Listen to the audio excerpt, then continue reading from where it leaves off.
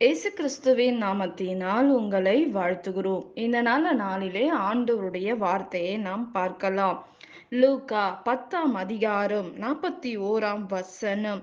நீ அநேக காரியங்களை குறித்து கவலைப்பட்டு கலங்குகிறாய்.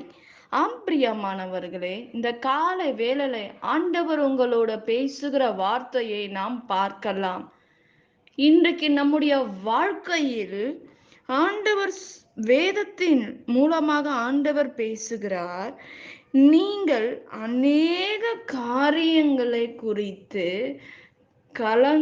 கலங்கி கொண்டு இருக்கிறதை நாம் பார்க்கிறோம். நம்முடைய வாழ்க்கையில் ஆண்டவர் எத்தனை வாக்குத்தத்தங்கள் நமக்கு கொடுத்தாலும், நம்மோட பேசினா கூட நமக்கு இந்த கலக்கம், நாம் கலங்கி விடுகிறோம், நாம் வேதனைப்படுகிறோம், வியாகுலப்படுகிறோம் என்பதை பார்க்கிறோம். இந்த வியாகுலம் எங்கிருந்து வருகிறது? இந்த கவலை எங்கிருந்து நமக்குள்ளாக வருகிறது? இந்த பயம் யார் கொண்டு வந்து யோசிக்க வைக்கிற காரியங்கள் யார் கொண்டு வருகிறார்கள்? ஆனால் வேதம் சொல்லுகிறது, நீ கவலைப்பட தேவையில்லை, கண்ணீர் சிந்த தேவையில்லை என்று வேதம் சொல்லுகிறது. ஆனால் வேதத்தில் நாம் பார்க்கிறோம், வேதம் அநேக வார்த்தை நிமித்தமாக நம்மை தேற்றுகிறதை பார்க்கிறோம். ஆனால் நமக்குள்ளாக கலக்கமும் வேதனையும் வியாகுலமும் கடந்து வருகிறதை நாம் பார்க்கிறோம். பிரியமானவர்களே, எங்கிருந்து வருகிறது இந்த வியாகுலம்? நாம் சோர்ந்து விடுகிறோம், சோர்வுக்கு தள்ளப்படுகிறோம், பயம் நமக்குள்ளாக வருகிறது, விசுவாசம் நம்மை விட்டு விலகுகிறது. விலகும் போது நாம் வியாகுலப்படுகிறோம், பயப்படுகிறோம், வேதனை. ஐயோ, என்ன நடந்துறமோ? ஒரு மனிதன் தனியா இருக்கும்போது பிசாசு அவனோட இடைபடுகிறதை நாம் பார்க்கிறோம். விசுவாசத்தை முதலாவது நாம் இழந்து விடுகிறோம். கர்த்தர் எத்தனையோ தைரியமான வார்த்தைகளை பேசி இருக்கிறார்.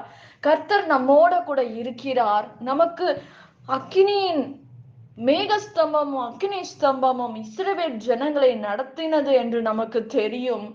ஆண்டவர் அநேக அற்புதங்களை செய்தார் என்று நமக்கு தெரியும்.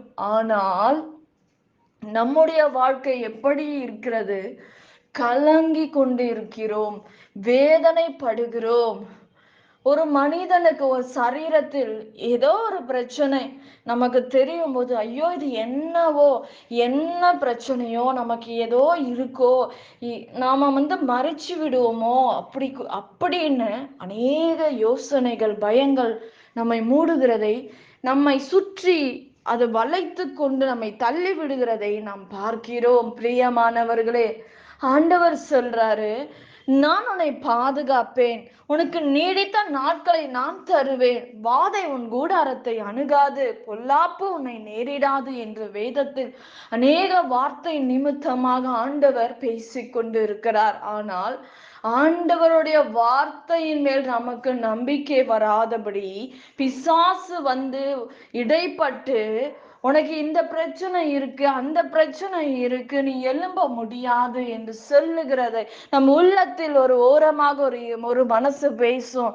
ஐயோ, உன் வாழ்க்கை முடிஞ்சிருச்சு, அவ்வளவுதான் உன் வாழ்க்கை, இனி நீ மேல வர முடியாது, இந்த பிரச்சனையில நீ மறைச்சிருவ, இனி உனக்கு யாரும் உதவி செய்ய முடியாது, ஆண்டவரா உனக்கு உதவி செய்ய போகிறார், ஆண்டவரா உன்னோட கண்ணீரை துடைப்பாரு, இவ்வளவு நாள் துடைக்கலையே, இனி ஆண்டவர் வருவாரா என்று ஒரு மனசு பேசிக்கொண்டே இருக்கிறதை நாம் பார்க்கிறோம். அது நீங்கள் என்ன செய்ய வேண்டும்? சத்ருவே, நான் விழுந்தாலும் நான் எழும்புவேன், கர்த்தர் என்னோட கூட இருக்கிறார், அவர் என்னை தப்புவிக்க வல்லவர் என்று நீங்கள் சொல்லும்போது அவன் உங்களை விட்டு ஓடி போவான் என்று வேதத்தில் நாம் பார்க்கிறோம். நீங்கள் சத்ருக்கு எதிர்த்து நிற்கும் போதுதான் அவன் உங்களை விட்டு ஓடி போவான். முதலாவது சத்ரு விதைக்கிற விதை என்றால் என்னவென்றால் பயம். அந்த பயம் நமக்குள்ளாக கொஞ்சம் கொஞ்சமாக நம்ம சரீரத்துக்குள்ளாக நம் சிந்தனைக்குள்ளாக வரும்போது நமக்குள்ளாக இருக்கிற விசுவாசமும் நம்பிக்கையும் நம்மை விட்டு விலகிவிடும்.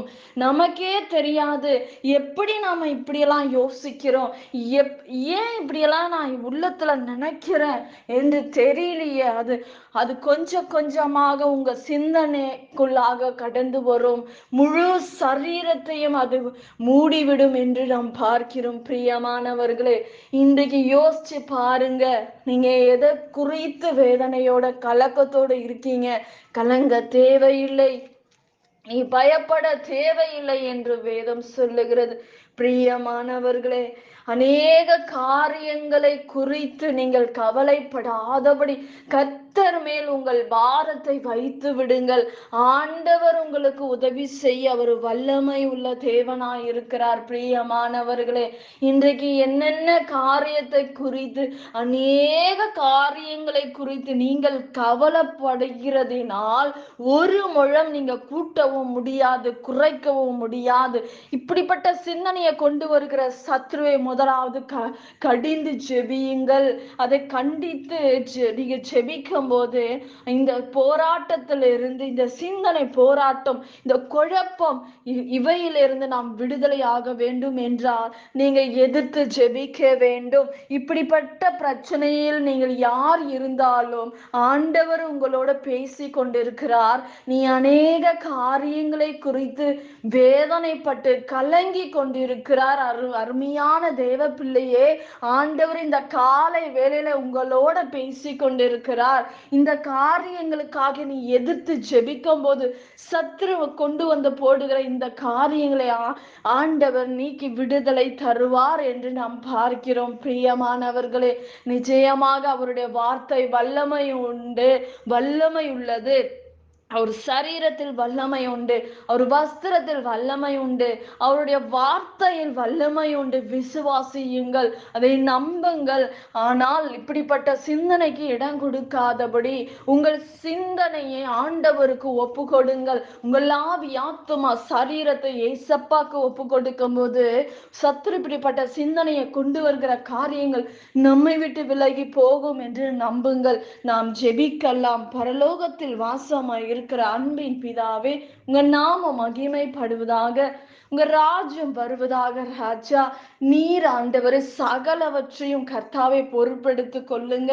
ஆண்டவரே, உங்க பிள்ளைகள் அநேக காரியங்களை குறித்து வேதனையோட, கண்ணீரோட, பாடோட, நிந்தனையோட இருக்கிற பிள்ளைகளை விடுதலையாக்குங்கப்பா. அற்புதம் செய்யுங்க ராஜா. மன நிம்மதியை தாங்க, சமாதானத்தை தாங்க. திருமண நாள், பிறந்த நாள் காண்கிற பிள்ளைகளை ஆசீர்வதிங்க. பண பிரச்சனையில இருந்து விடுதலை தாங்க, லோன் பிரச்சனையில இருந்து விடுதலை தாங்க. திருமண காரியங்களை பொறுப்பெடுத்துக் கொள்ளுங்க. குழந்தை இல்லாதவர்கள் குழந்தைய கட்டளிடுங்க. சரீரத்தில் இருக்கிற எல்லா பிரச்சனைகள் மாறட்டும், பண பிரச்சனைகள் மாறட்டும். வீடு கட்டுகிறவர்களுக்கு பண தேவைகளை சந்திங்க. திருமணத்துக்காக இருக்கிற பிள்ளைகளுக்கு ஏற்ற துணியை ஏற்படுத்துங்க அப்பா. அற்புதங்களை செய்யுங்க அப்பா. உங்களுடைய வருகையில எங்களை ஆயத்தப்படுத்துங்க அப்பா. நீங்க வருகிற தேவன் சமீபமா இருக்குது அப்பா. எங்களை ஆயத்தப்படுத்துங்க ராஜா. கர்த்தாவை எல்லாவற்றும் உங்க கரத்துல ஒப்பு கொடுக்கிறோம். உங்க நாமம் மகிமைப்படுவதாக. இயேசுவின் நாமத்தில் வேண்டுகிறோம் எங்கள் ஜீவனுள்ள நல்ல தகப்பனே. ஆமே. கர்த்தர் தாமே உங்களை ஆசீர்வதிப்பாராக. ஆமே.